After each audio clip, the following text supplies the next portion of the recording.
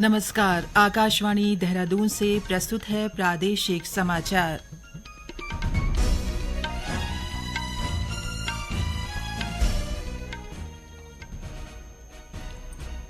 पहले मुख्य समाचार। प्रधानमंत्री नरेंद्र मोदी ने आज पीएम किसान सम्मान निधि योजना की 18वीं किस्त जारी की। उत्तराखंड अधीनस्थ सेवा चयन आयोग ने समूह गौ के 751 रिक्त पदों पर विज्ञापन जारी किया। भारत का विदेशी मुद्रा भंडार 700 अरब डॉलर के पार और चमोली जिले में चौखंबा आरोहण के लिए गई 2 लापता विदेशी महिला पर्वतारोहियों की तलाश जारी।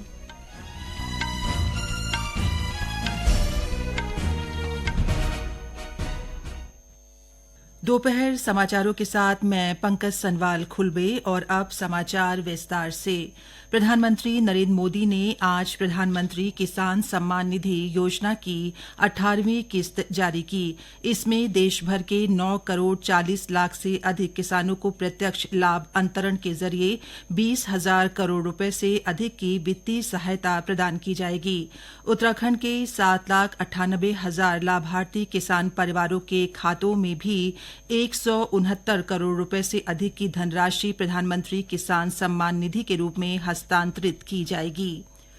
उत्तराखंड अधीनस्थ सेवा चयन आयोग ने समूह गौ सीधी भर्ती के माध्यम से विभिन्न विभागों में 751 रिक्त पदों पर चयन के लिए विज्ञापन जारी किया है। विभाग ने डाटा एंट्री ऑपरेटर, कंप्यूटर सहायक सह स्वागतकर्ता, कनिष्ठ सहायक, स्वागती मेट, कार्य पर्यवेक्षक, आवास निरीक्षक के रिक्त पदों पर आवेदन आमंत्रित किए हैं। इच्छुक अभ्यर्थी आयोग की वेबसाइट ssSC.uk.gov.in पर 11 अक्टूबर से 1 नवंबर तक ऑनलाइन आवेदन कर सकते हैं। इन पदों में से डाटा एंट्री ऑपरेटर, कंप्यूटर सहायक सह स्वागतकर्ता व कनिष्ठ सहायक के पदों पर चयन प्रक्रिया 2 चरणों में होगी। पहले चरण में लिखित प्रतियोगी परीक्षा होगी और लिखित प्रतियोगी परीक्षा में मेरिट के आधार पर चयनित अभ्यर्थियों की टंकण परीक्षा होगी, जिसमें पास होना अनिवार्य होगा। राज्य सरकार ने रुद्रप्रयाग जिले में स्वास्थ्य सेवाओं के विस्तार को मंजूरी दे दी है। इसके तहत प्राथमिक स्वास्थ्य केंद्र ऊखीमठ और चोपता के सामुदायिक स्वास्थ्य केंद्र को उच्चीकृत किया जाएगा। दोनों चिकित्सा इकाइयों के उच्चीकृत होने से आमजन को स्थानीय स्तर पर बेहतर स्वास्थ्य सुविधाएं मिल सकेंगी। इसके साथ ही जिले में आने वाले तीर्थ यात्रियों और पर्यटकों को भी चिकित्सा सुविधा आसानी से मिलेगी। सरकार ने जिले के ग्राम पंचायत कांडाई बचरसियू में नए प्राथमिक स्वास्थ्य केंद्र खोलने को मंजूरी भी दी है। प्रधानमंत्री नरेंद्र मोदी ने कहा है कि देश में शीघ्र 5 सेमीकंडक्टर संयंत्र स्थापित किए जाएंगे और मेड इन इंडिया चिप पूरी दुनिया में उपलब्ध होगी। प्रधानमंत्री ने आज नई दिल्ली में कौटिल्य आर्थिक सम्मेलन में ये बात कही। श्री मोदी ने कहा कि भारत मोबाइल फोन के आयातक से निर्माता बन रहा है। भारत दुनिया में मोबाइल फोन का दूसरा सबसे बड़ा निर्माता है। श्री मोदी ने कहा कि भारत दुनिया में सबसे तेज विकसित होती अर्थव्यवस्था है। ये दुनिया की 5वीं सबसे बड़ी अर्थव्यवस्था भी है।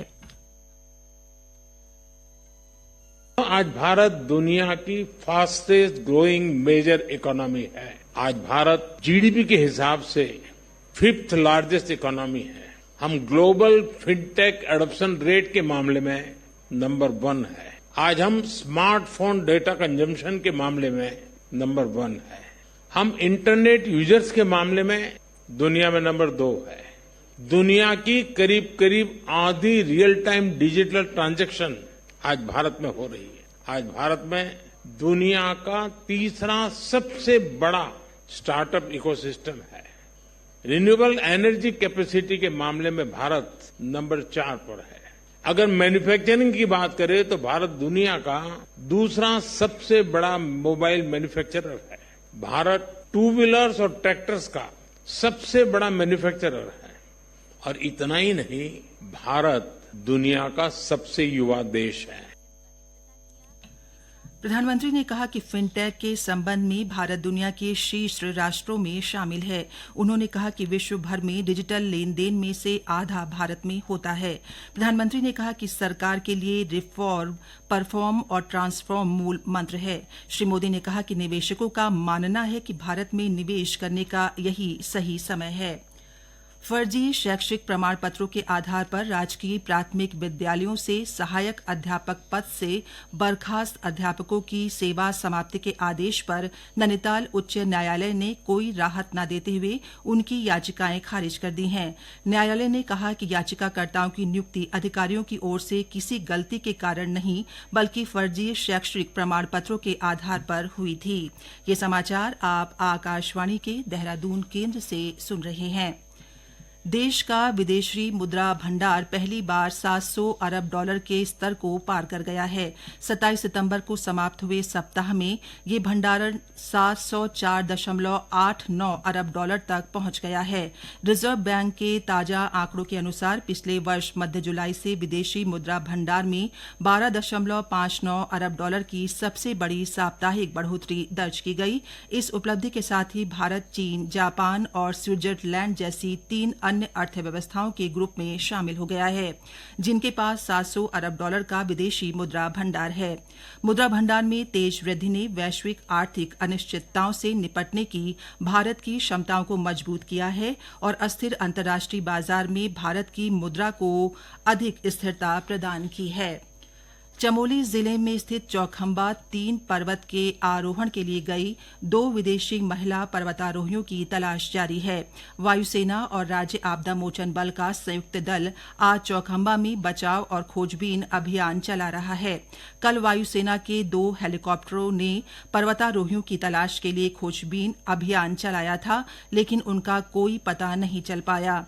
गौरतलब है कि गुरुवार को दोनों विदेशी पर्वतारोहियों के फंसने की सूचना मिली थी, जिसके बाद खोजबीन अभियान चलाया जा रहा है।